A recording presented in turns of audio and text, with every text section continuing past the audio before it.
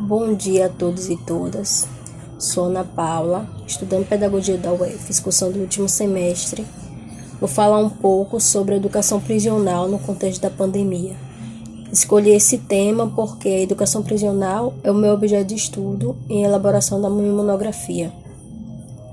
Então, vou apresentar para vocês o quantitativo da população carcerária de acordo com os dados do IFOPEM em 2017, também os dados do IFOPEM em 2020, apresentando e mostrando para vocês como se encontra a situação dos apenados e qual o papel, né, da educação na efetivação da mudança nesse contexto, né, que estamos vivenciando com essa pandemia do Covid-19. Então, de acordo com os dados do IFOPEM em 2017, existia no Brasil, nos presídios, cerca de 726 mil pessoas privadas de liberdade. Desse quantitativo, possui apenas 436 mil vagas disponíveis.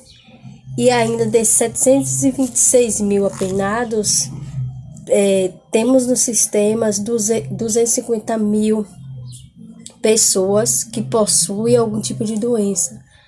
Daí podemos perceber, né, o impacto do Covid-19 na vida desses sujeitos.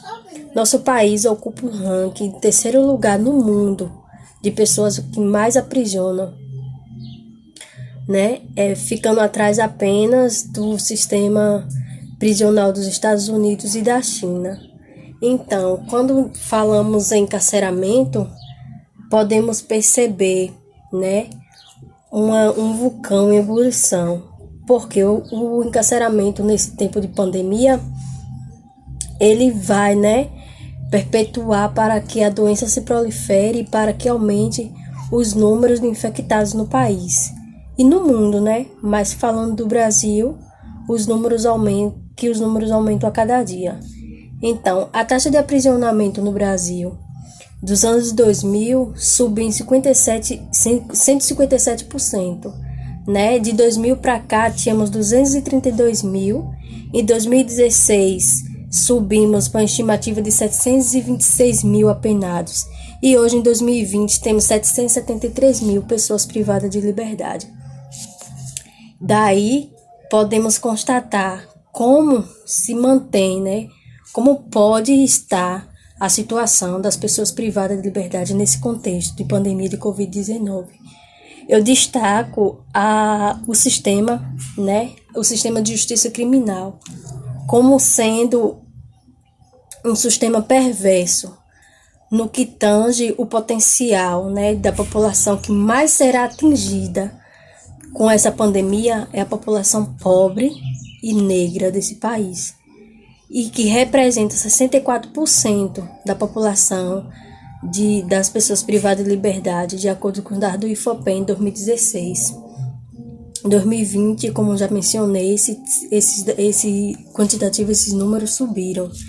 Então, o coronavírus ele se torna, né, um poder destruidor no planeta. E por que não no Brasil? Porque as pessoas que serão mais atingidas com essa pandemia serão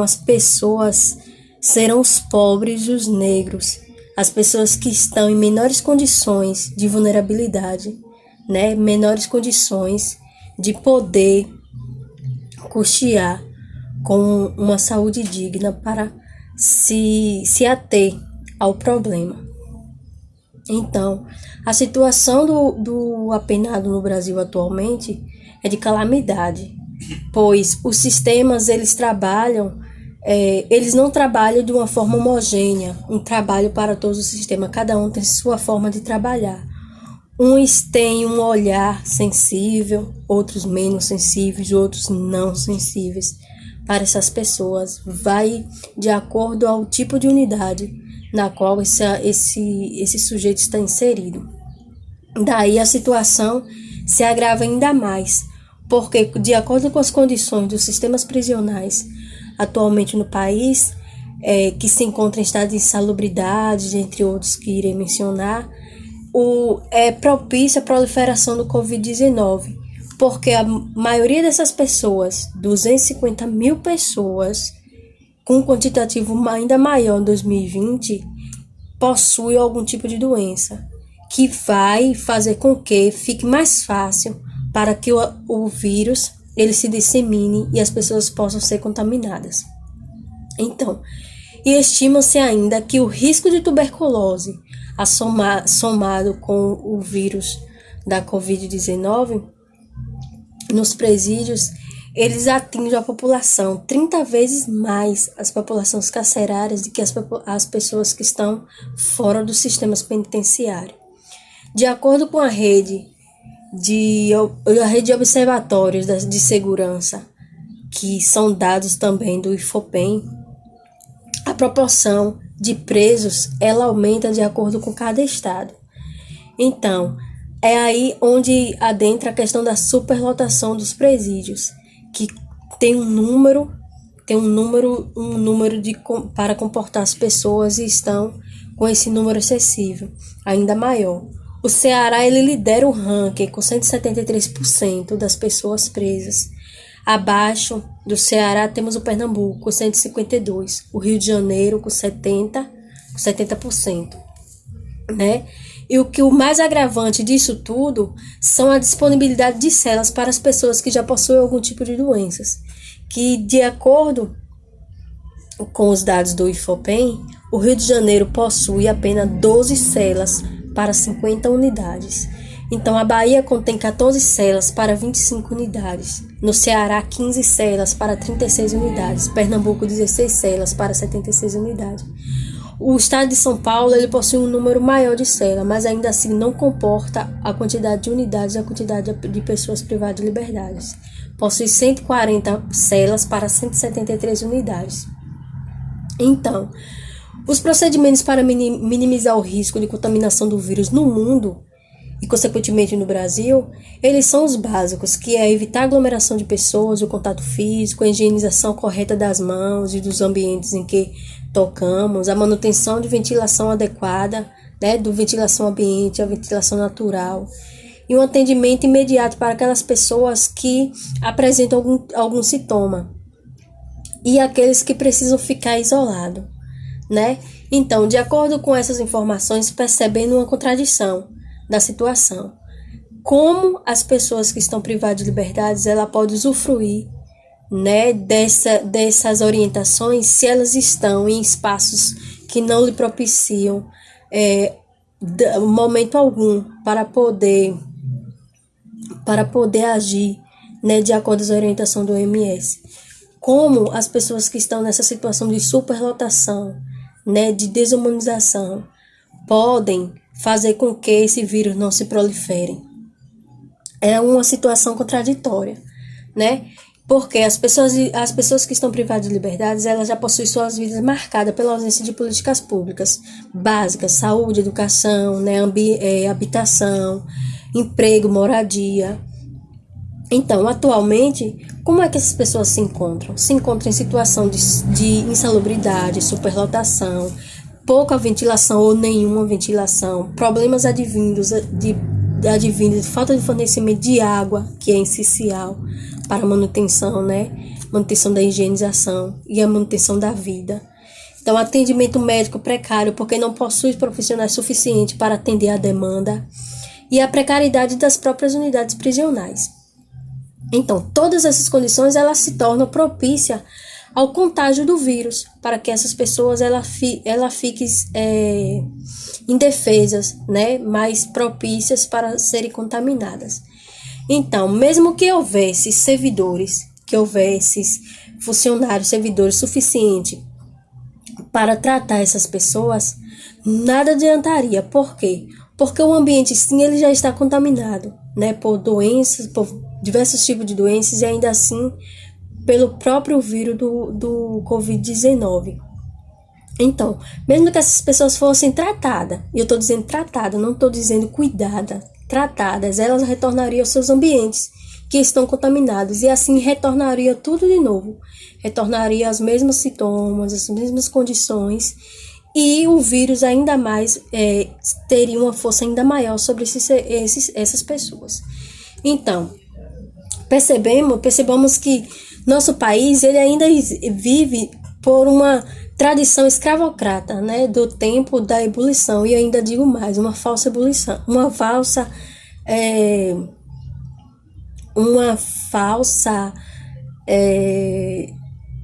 falsa liberdade, né? Porque a disputa entre poderes para saber quem tem o direito de mandar em quem tem o direito de dizer quem depende, quem precisa de tal medida dentro do sistema, são as grandes massas, né? A elite.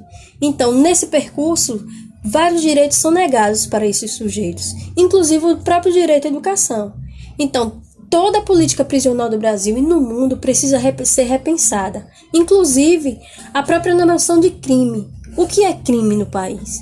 Né? O que seja ser conceituado como crime? Né?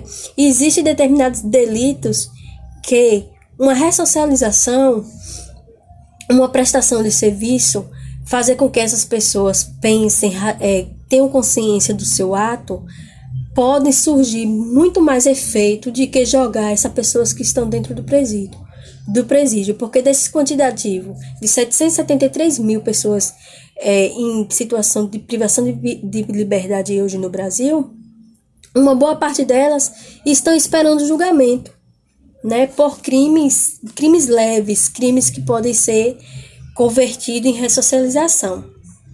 Então, nosso país possui uma sociedade forjada na realidade da escravidão, né, tendo punitiva violência como os norteadores das decisões políticas dos próprios magistrados e dos nossos governantes, como das instituições, né, que se dizem controlar a criminalidade e a própria segurança pública. O encarceramento em massa hoje no Brasil segue uma lógica de seletividade. Hoje no Brasil, a maior parte da população que está encarcerada são jovens, negros e pobres, né, com condições de existência que já destruíram, né, a sua forma de usufruir de algum tipo de riqueza provinda da própria liberdade, né?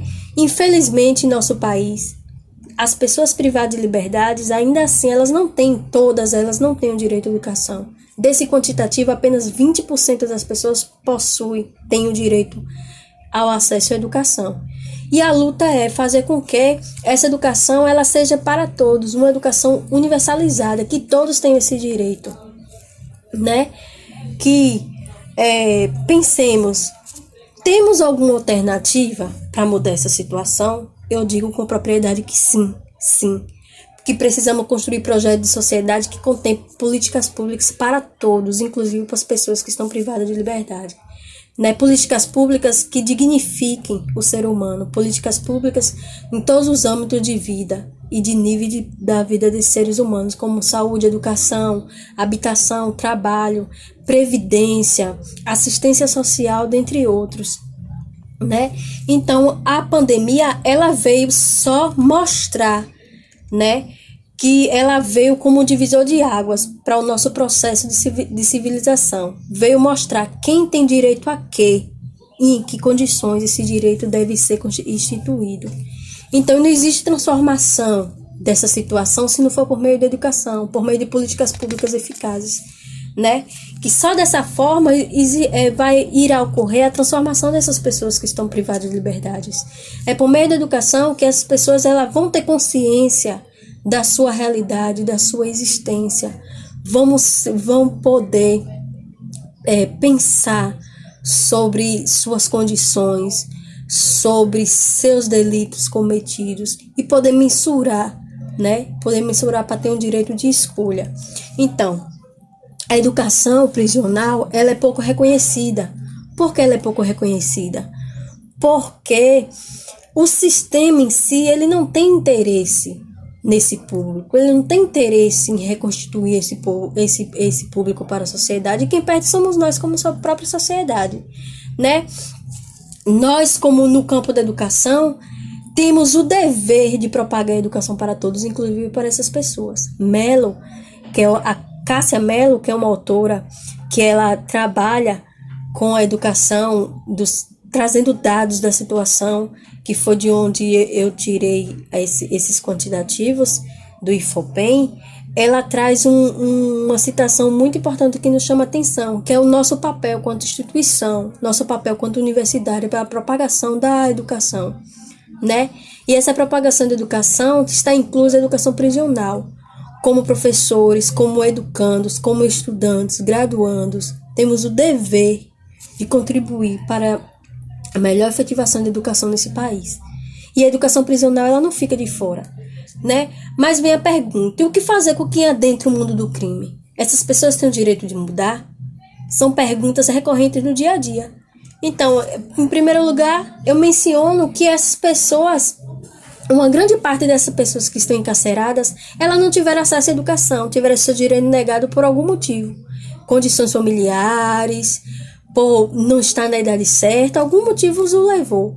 Isso não faz com que, né, estejamos acobertando o erro cometido, não. Eles precisam pagar, mas também eles precisam ter seus direitos assegurados, né? A educação para essas pessoas, além de garantir evitar a ociosidade, oportuniza o preparo para o exercício da atividade profissional. Essas pessoas, elas vão aprender uma profissão, além também de resgatar sua própria autoestima, que as pessoas que estão ali dentro, ela tem sua autoestima perdida, né?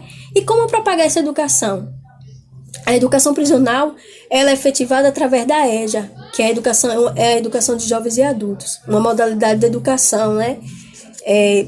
Regulamentada pelas leis nacionais e pelas leis da educação, que são justamente para isso, para oportunizar as pessoas que não tiveram direito a acesso à educação na idade certa, né, na idade regular, e tiveram seus direitos negados. E por que negar esse direito a esses sujeitos, né? Para terminar, eu menciono Paulo Freire, que ele é o patrono, né? Sabemos que Paulo Freire é o patrono da educação.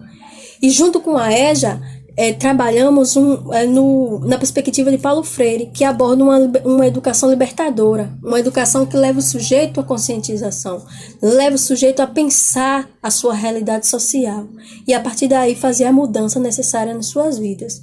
Então, essa modalidade de educação, ela é fundamental para as pessoas que estão privadas de liberdade, fundamental para todos. Mas nessa perspectiva, nesse momento, eu ressalto que são fundamentais para as pessoas privadas de liberdades, porque só por meio da educação elas podem mudar suas condições de existência. Então, eu espero que tenha contribuído um pouco para que vocês possam entender, né, que as pessoas que estão privadas de liberdades, elas também são sujeitos, assim como nós, e precisam de uma segunda chance. Nossa sociedade precisa dar essa segunda chance para esse sujeito, mesmo porque quando eles saem de lá é para as sociedades que eles voltam. Então, como sociedade, eu tenho o dever de propagar a educação para esses sujeitos. Foi por isso que eu escolhi esse tema para a defesa da minha monografia. E porque eu sei que eu preciso de uma devolutiva para a sociedade de algum modo. Não escolhi esse tema aleatório, né? Agradeço a vocês a oportunidade. E espero que possamos ter outras oportunidades para conversar mais sobre o tema, sobre o assunto. E vamos pensar um pouco sobre nossa condição de existência nesse mundo. Qual o nosso papel na sociedade. Muito obrigada.